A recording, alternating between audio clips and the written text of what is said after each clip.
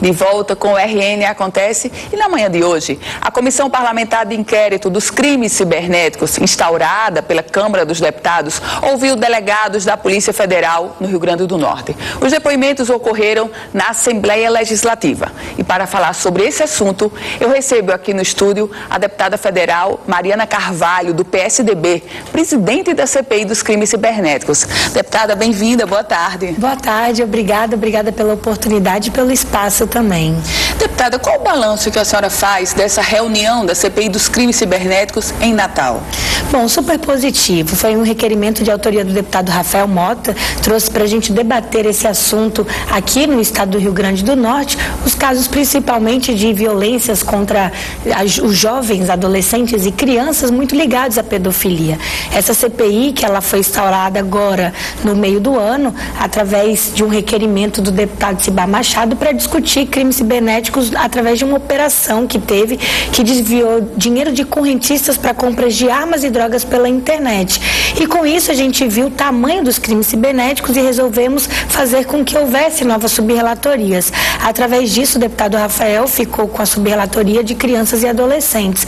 Tendo em vista que, em conversa com a Polícia Federal, a gente vê o aumento de cada vez mais crimes envolvendo a pedofilia nas redes, trouxemos para o Rio Grande do Norte. E hoje na manhã foi muito positivo, com a presença também da sociedade civil, da Polícia Federal, juiz federal, psicóloga, entidades, ONGs. A gente percebe que a sociedade está cada vez mais preocupada com esse aumento da facilidade e acessibilidade também da internet.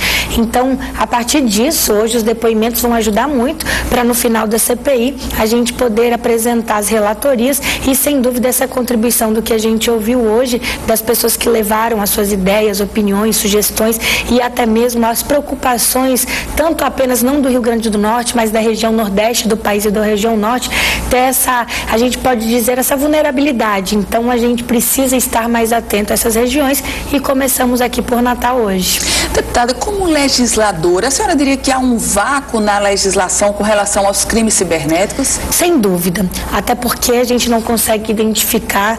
Eu tive até a oportunidade hoje de ouvir o Rafael, que é ligado a essas questões de lan house. A gente não tem os logs das pessoas, o horário, quem são as identidades, porque hoje com a rede Wi-Fi você pode em qualquer lugar estar acessando e a gente não consegue realmente descobrir quem são essas pessoas. Então a Polícia Federal acaba tendo aí grande dificuldade. A gente tem o Marco Civil, mas infelizmente ele não dá essa segurança que precisa ao usuário e também à vítima dos crimes cibernéticos. As pessoas não têm ideia do tamanho da dimensão, porque é como se fosse, a gente pode dizer, um iceberg e a gente está ali usando só a ponta do iceberg. Mas o que existe embaixo, que é conhecida Deep Web, é realmente assustador, porque os crimes vêm aumentando por não haver essa impunidade. Deputada, e qual a proposta que, obviamente a CPI ainda está em curso, mas qual a proposta que a senhora pensa em apresentar, por exemplo, porque os crimes cibernéticos, eles ocorrem pelas redes sociais, como o WhatsApp, como aquele aplicativo WhatsApp que se reproduz, inclusive com fotos de artistas e tudo mais. Como a senhora pensa em legislar a partir disso, a senhora e seus pares, obviamente, que integram a CPI? Na verdade, nós somos 27 membros, né? Eu como presidente, temos à mesa um relator, que é o Esperidião Amin, e 4 subrelatores, que um deles é o deputado Rafael Mota, aqui do Rio Grande do Norte. O que nós estamos aí escutando, ouvindo, fazendo audiências, fazendo as diligências, é para a gente chegar numa conclusão final positiva, mas uma coisa que a gente já tem certeza é que a educação precisa ser implantada de como se usar as redes. As pessoas não podem ter um comportamento nas redes achando que ali elas estão atrás de um computador e na vida real querer ter um outro tipo de comportamento. Então essa questão da educação, a gente já tem certeza que isso vai ser um ponto fundamental. E junto até mesmo com a Polícia Federal, a gente está estudando as formas que a gente pode estar atuando junto com a polícia para colocar no relatório uma forma que facilite as investigações da polícia também. Deputada, a senhora é presidente da CPI dos crimes cibernéticos, mas é vice-presidente nacional do PSDB. E aí eu vou enveredar um pouquinho sobre outros assuntos que cercam o cenário político nacional, como, por exemplo, a questão do impeachment da presidente Dilma Rousseff. A senhora acredita que com essa reforma reforma ministerial feita por ela na semana passada, isso pode conter o movimento de impeachment que hoje tem dentro do Congresso Nacional, deputada? Eu acredito que conter esse movimento não, porque esse movimento ele não nasceu da Câmara, não nasceu dos deputados, e sim nasceu da população, nasceu da sociedade, a sociedade que levou essa discussão para dentro da Câmara. Ali todos os deputados estão representando seus estados, foram eleitos por votos. Eu mesmo tenho a cobrança dos meus eleitores. Hoje a gente vive numa sociedade, principalmente, muito preocupada com o desemprego, com a inflação, com tanta corrupção que a gente tem. Então, acredito que ela pode sim ter diminuído um pouco essa questão da força que estava do impeachment há umas 2 semanas atrás, porque ela está tentando compor, e ela nunca teve em histórias passadas essa composição tão grande de ministérios compostos por deputados e senadores. Exemplo disso é que ela nomeou e está nomeando cada vez mais deputados para tentar fazer com que essa influência melhore até mesmo a questão dela dentro do Legislativo e da Câmara. Mas isso eu não acredito que vá dificultar o impeachment, até porque é muito mais forte a sociedade clamando por isso, porque é no dia a dia, onde a gente passa, onde a gente anda, a gente vê os comércios fechando, cada vez mais as pessoas preocupadas, o carrinho de supermercado que você fazia hoje, ele está vazio, porque infelizmente eles não souberam fazer com que o país olhasse para frente e sim voltaram para trás. As chamadas, famosas pedaladas fiscais, elas agora estão para serem julgadas, mas o governo já se mobiliza para tentar retirar o ministro Augusto Nardes, a senhora está acompanhando isso, retirar o ministro Augusto Nardes do julgamento no Tribunal de Contas da União. A senhora teme que o julgamento dessas pedaladas fiscais pode ser retardado e com isso há mais tempo para uma defesa ou uma organização do governo federal, deputada? Sem dúvida, acredito que é isso que eles estão tentando fazer, cada vez mais deixar com que esse tempo vá se passando para ver se até caia no esquecimento, mas pelo contrário, quanto mais se demora isso, mais a sociedade fica na vontade de esperar o impeachment, onde a gente anda. Eu como deputada, ainda mais vice-presidente nacional do PSDB, em todos os lugares, nas minhas redes sociais, são as pessoas pedindo o impeachment. E eu acho que isso está atrapalhando porque as pessoas estão vendo a manipulação do governo na questão dos votos da pedaladas. Reforma política, deputada, a senhora está satisfeita com esse projeto, e agora já foi sancionado, de reforma política, que saiu do Congresso? Na verdade, eu até digo que não houve uma reforma política. A verdadeira reforma política que a gente costuma e que queria e esperava, não ocorreu, não aconteceu. Muitas coisas que poderiam ser votadas, elas não aconteceram. Isso acabou deixando, eu acho que a sociedade aí também bem triste, porque esperava uma mudança. E as mudanças não ocorreram como deveriam ocorrer.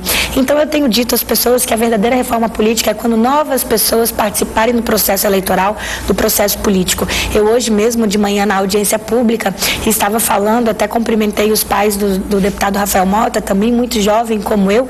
As pessoas não têm uma visão que o deputado pode ser jovem, ainda mais mulher.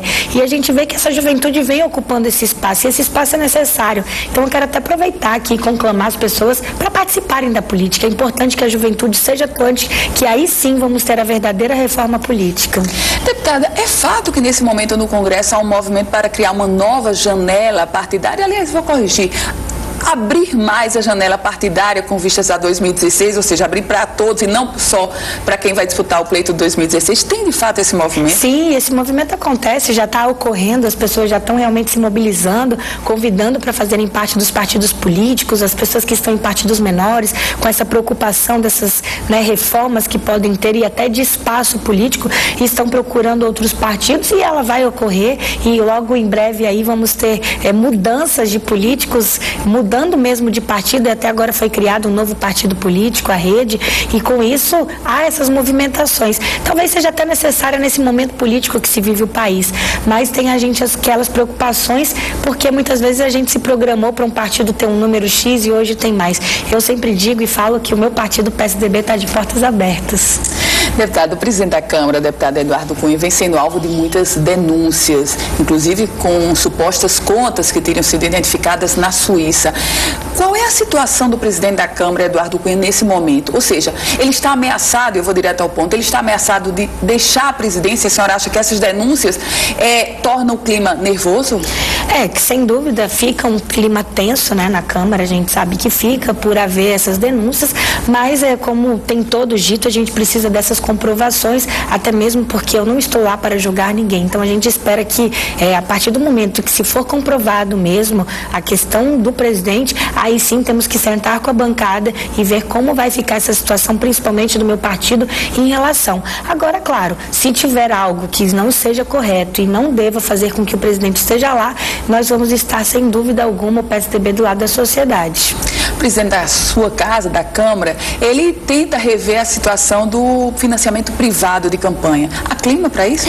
Eu acredito que sim. Talvez nesse momento ainda vamos ter as próximas eleições. Eu acho que isso foi um grande erro, porque acaba sendo que as pessoas vão criar um caixa 2. Eu acho que a gente tem que ser autêntico na política. Eu votei favorável desse financiamento, até porque a maioria das pessoas, elas são eleitas assim. A gente precisa de material e a gente tem que ser muito honesto e sincero com isso e comprovar de onde veio o dinheiro de campanha. A partir do momento que não houver esse financiamento, o que vai ocorrer vão ser aí cada vez mais dinheiros e dinheiros escondidos e muitas vezes que estão prejudicando.